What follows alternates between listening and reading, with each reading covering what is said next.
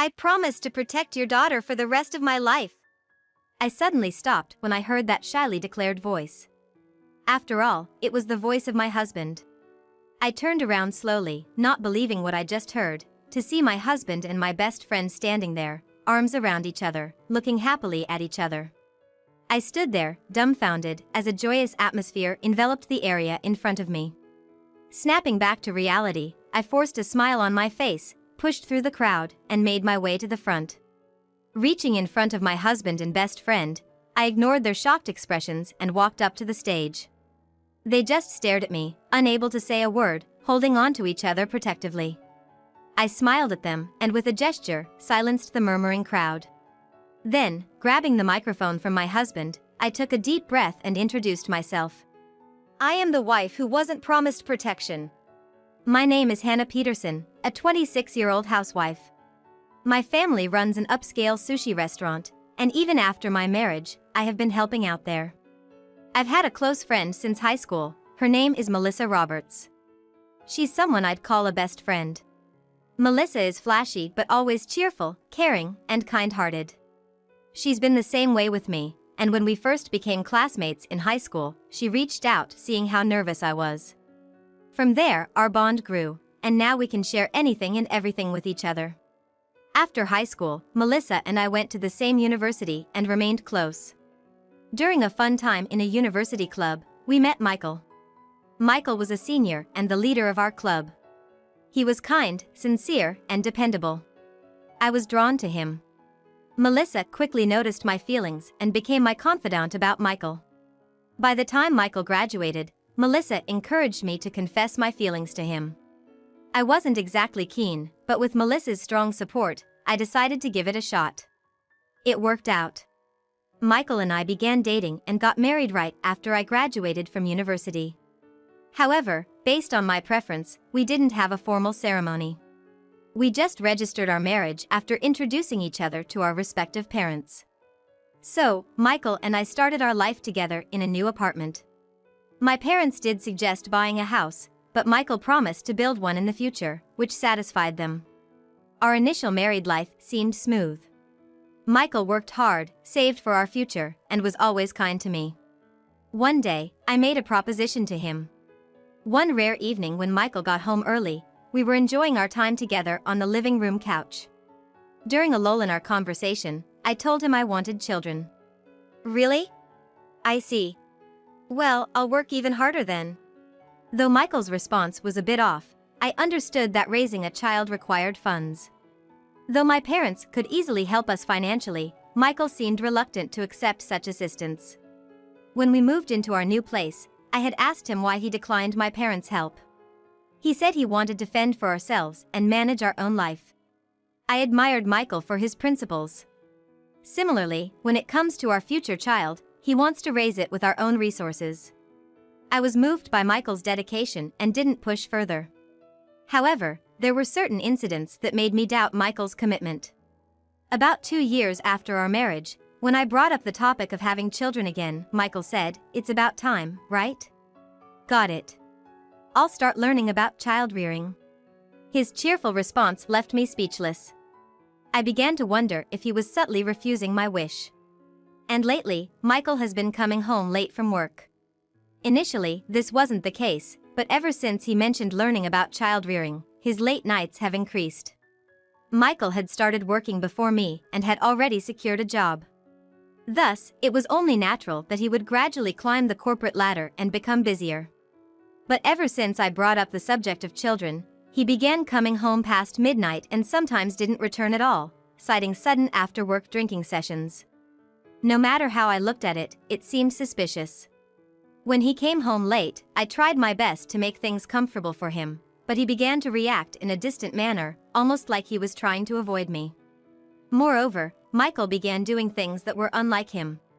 Lately, he started visiting my family's sushi restaurant after work or drinking sessions. While I was pleased with this, when he cheerfully suggested, "Isn't it hard cooking every day? From now on, I can just eat at your place," I was almost taken aback enough to drop the plate I was holding.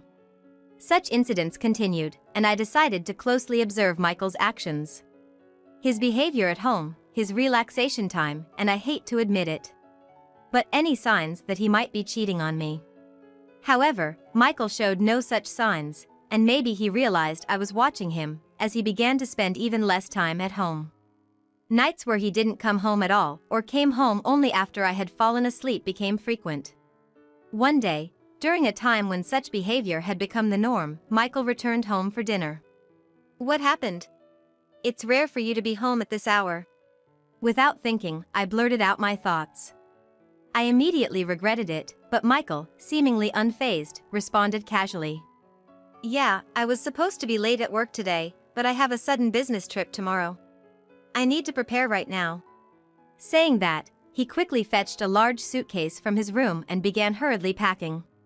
He kept asking where certain things were, and I found myself flustered and inadvertently helping him pack. Once most of the packing was done, Michael suddenly said he was hungry. I served the food I had prepared for myself, and he commented, "It's been a while since I had Hannah's cooking. Home-cooked meals are the best." After finishing his meal, he went straight to the bathroom and then to bed. I cleaned up, letting out a deep sigh. The next day, Michael left for his business trip before I even woke up. I wondered when he'd return. He hadn't informed me about the duration of his trip. Although he had packed clothes for roughly a week, I assumed he might use coin laundries and reuse them. Back to the mundane routine of doing household chores, reading books, and assisting in the family sushi restaurant in the evenings. This routine continued for about 5 days. When a call came from Melissa, which was a pleasant surprise after so long. To be honest, given Melissa's affluent background, every time she hosted a party, she favored my parents' sushi restaurant.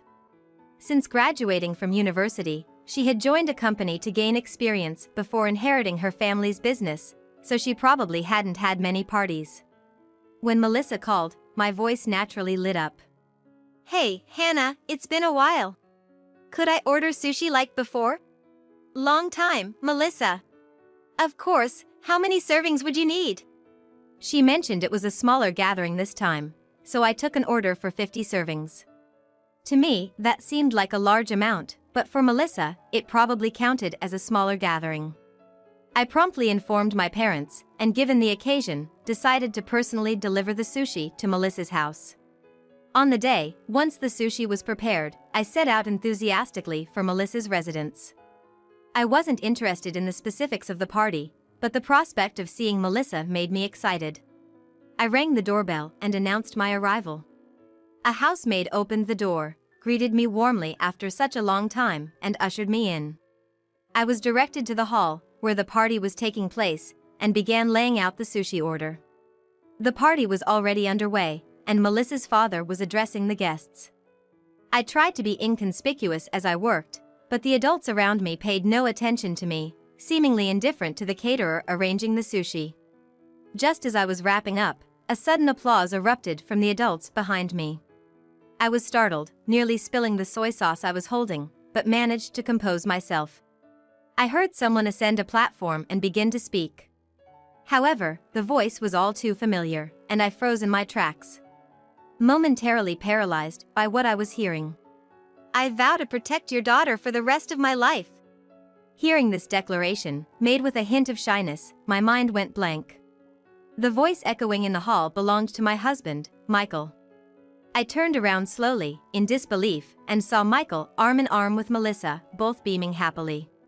Completely dumbfounded, I scanned the joyous atmosphere before me.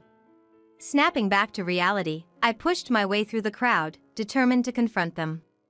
As I approached them, they both gasped in shock. Ignoring their stunned expressions, I climbed onto the stage, and they retreated slowly, looking at me as if I were some sort of apparition. After descending the platform, they stared at me, speechless, clinging to each other as if seeking protection. The hall grew restless, with Melissa's parents urgently questioning the pair. However, the two of them gave no response, just holding on to each other, staring at me. With a smile, I addressed the bustling crowd to silence them. Once they settled down, everyone seemed to be waiting for my next words. After ensuring their attention, I turned abruptly towards the couple and, grabbing the microphone from a flustered Michael, introduced myself confidently. Good evening, everyone. I am the wife he failed to protect. Upon saying this, not only the attendees but even Melissa's parents looked shocked. Their reactions alone confirmed that this plan was orchestrated solely by Melissa and Michael. Turning to face Melissa, still wearing a sweet smile, I inquired. So, Melissa, are you getting married? To him? Congratulations. As I spoke, Melissa clung tighter to Michael. Michael, in turn, clung to Melissa, making it seem as though I was the villain in this story. To clear up any misconceptions, I decided to explain the situation to everyone present, except for the guilty duo. Everyone, while you may have thought today's gathering was to announce this couple's engagement, I regret to inform you that this is not an engagement party but an infidelity disclosure gathering. Please keep this in mind. This statement further heightened the tension in the room, even drawing heightened reactions from Melissa's parents. Thus, I decided to provide a detailed account of the situation and interrogate the two. First off, Michael here is my husband. Though we didn't have a formal wedding ceremony, we are legally married. And Melissa here, she's been my best friend since high school. So, in essence, I've just been betrayed by my best friend and husband. Do you think this is just a coincidence? I directed the last part of my statement towards Michael and Melissa. However, there was no response from the two of them, and I just shrugged my shoulders. Then, Melissa's mother said she hadn't heard that I was married. With that revelation, the intentions behind Melissa's actions became clear to me. From the time I got married, or perhaps even before that, Melissa had been targeting Michael. I caught a brief glimpse of Melissa, and she was biting her lip, shooting a glare in my direction. Then, as our eyes met, she suddenly lashed out, saying, "Stop spreading lies. I never betrayed you." Seeing Melissa, who until this moment had been supportive, resort to such unconvincing defenses, I sighed and continued with my narrative. Everyone, did you hear that? Melissa claims she hasn't betrayed me. But what exactly does she mean? Who was it that fully supported my relationship with Michael, and who celebrated my marriage announcement the most? So, who exactly is this Melissa who now stands with Michael, intending to marry him behind my back? Enough of your insinuations. Someone, get her out of here. Melissa's voice pierced the room with a sharpness. However, Melissa's father, with a stern voice, silenced her. Apparently, the parents, who had been unaware of the situation until now, wanted to hear the full story. With that understanding, I decided to address the room, especially Melissa's parents, to make them fully aware of the situation. As I mentioned earlier, it's thanks to Melissa that Michael and I started dating. And when I announced our marriage, she was the most joyous. Yet, why now is that very Melissa attempting to secretly marry Michael? Can you explain this, Michael? Turning my attention from the now furiously blushing Melissa to the flustered Michael, I awaited an answer. As expected, Michael, after being directly called out by me, trembled and stammered, unable to articulate a clear response. Running out of patience with his evasiveness, I carefully chose my next words to provoke him, pressing once again. I'm asking you, while being married to me, why are you trying to marry Melissa? Was your earlier vow to protect her for life a lie? Or was our marriage itself a lie? I've never lied. Michael's voice rose defensively, as if trying to prove his sincerity. Regardless, his words sounded insincere, but at that moment, it didn't matter to me. Oh, really? Then isn't this situation odd? Being married to me while vowing to protect Melissa for life? Sorry, but in this country, we neither have polygamy nor do we accept bigamy. Upon hearing this, Michael, looking like he was on the verge of tears, began his confession. It's not like that. I mean, initially, I did want to marry Melissa. But I believed she'd never be interested in someone like me. However, seeing you always with her, I thought if I could get close to you, maybe, just maybe, I'd have a chance with Melissa. Listening to this, my anger boiled, but I pretended to remain calm, ensuring everyone present heard everything. So, you approached me to get to Melissa? And you've been avoiding conversations about having children because of her? That's right. I mean, if I had a child with you while planning to marry Melissa, how could I ever leave? Though I had hoped he'd deny it, Michael confirmed everything. Without waiting for my response, Michael began to spill everything. As if revealing everything might lead me to forgive him. Plus, your family owns a high-end sushi restaurant. Your parents are generous, and I thought it wouldn't be bad to eat luxurious sushi whenever I wanted. I was on the verge of lashing out when suddenly Melissa began laughing loudly. It's good you have something to offer. Honestly, I didn't even want to order from your place, but Michael insisted. Be thankful. And to clarify, I've never thought of you as my best friend. You were just a useful tool to elevate me. Melissa, revealing her true colors, seemed to have given up on hiding her feelings or perhaps felt empowered by Michael's revelations. It was a long-term plan. Ever since I met Michael in college, I wanted to make him mine. But Michael himself lacked the courage. So, I thought if I used you, Hannah, to get to him, Michael might realize his own worth. And once he did, I believed I could easily discard you. The hall buzzed with whispers and murmurs at Melissa's shocking revelation. Melissa's parents sat there, hands over their mouths, staring at their daughter in disbelief. Amid this, Melissa clung tightly to Michael, glaring at me. Then, Melissa's father stepped forward and apologized to me. Then, turning to the audience, he said, I deeply apologize for the disgraceful behavior my daughter has shown today. I am truly sorry for any discomfort this may have caused you all. And he turned back to me, apologizing once again. Hannah, I'm so sorry. I never imagined our daughter would grow up like this. Given how close you've been to us, I don't even know what to say. I won't ask for your forgiveness, but I hope we can resolve this matter quietly. I understand wanting to defend one's child, but this is too much. If she shows no remorse, I intend to make this a public matter, I responded. Melissa's face turned pale as I spoke. Her mother, from a distance, was in tears, which seemed to drain Melissa even more. Watching her, Michael awkwardly tried to comfort her, making inappropriate gestures, even insinuating raising his hand at me. Observing him, I couldn't help but wonder what I ever saw in him. As Melissa tried to distance herself, it was clear Michael didn't understand. Seeing them bicker, my interest waned, and I decided to settle things once and for all. Well, now that I know about your affair, I'll be seeking compensation from Melissa for the emotional distress she caused. I'll also be demanding compensation and a divorce from Michael. Of course, I'll be expecting a division of assets as well. What? Just because you weren't attractive enough, you blame me? Melissa spat back, clearly irritated. Melissa's parents seemed panicked, recalling my earlier threat to make this public.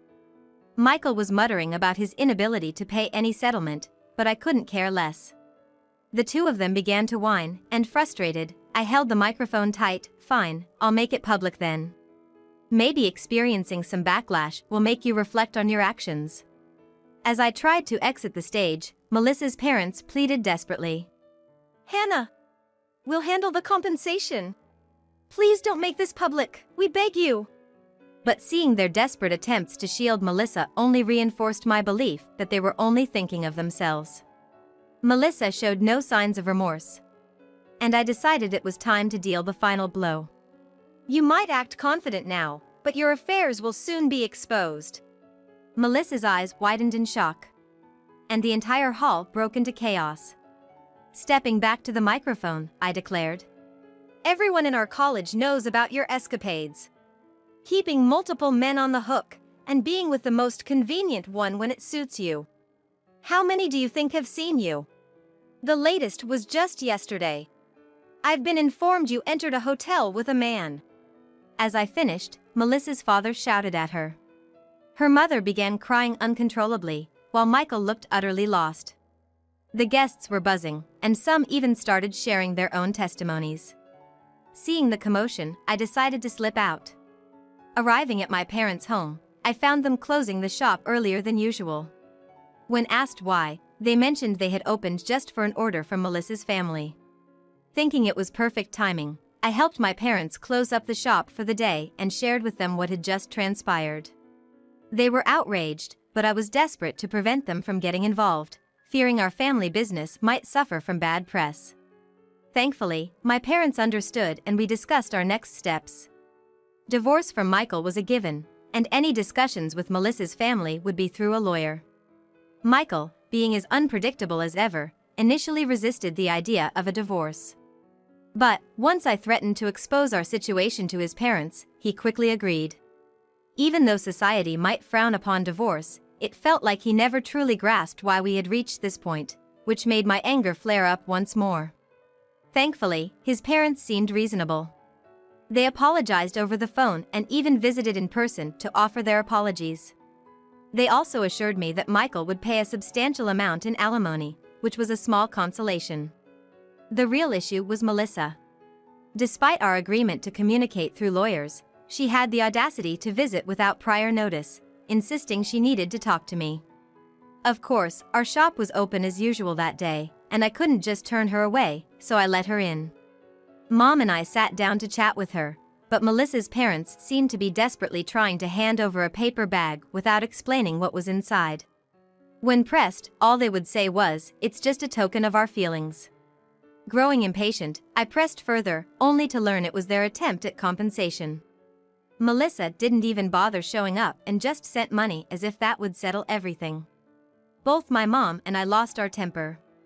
I asked if they preferred the police getting involved for disturbing our business or if they'd just leave without causing any more problems. Melissa's parents quickly scurried out. After all that, I was able to finalize my divorce and regain my freedom. I never heard from Melissa and her lot again, and my shop continued to thrive as usual. Still, having experienced such turmoil in a place I was so familiar with left me feeling unsettled. Upon my parents' advice, and with a steady income in hand, I decided to take a leap of faith and move far away from my childhood home. In this new place I'd chosen, I was determined to bring to life a dream I'd always had, albeit a vague one. I've always had a passion for cooking, especially baking. I cherished memories of taking my homemade treats to school and watching my classmates enjoy them, and I'd always harbored the dream of opening my own cafe. Fortunately, I had some savings, so as I relaxed in my new apartment, I began planning my future cafe. Despite the challenges I'd faced, thinking of what's to come fills me with excitement and an overwhelming sense of joy.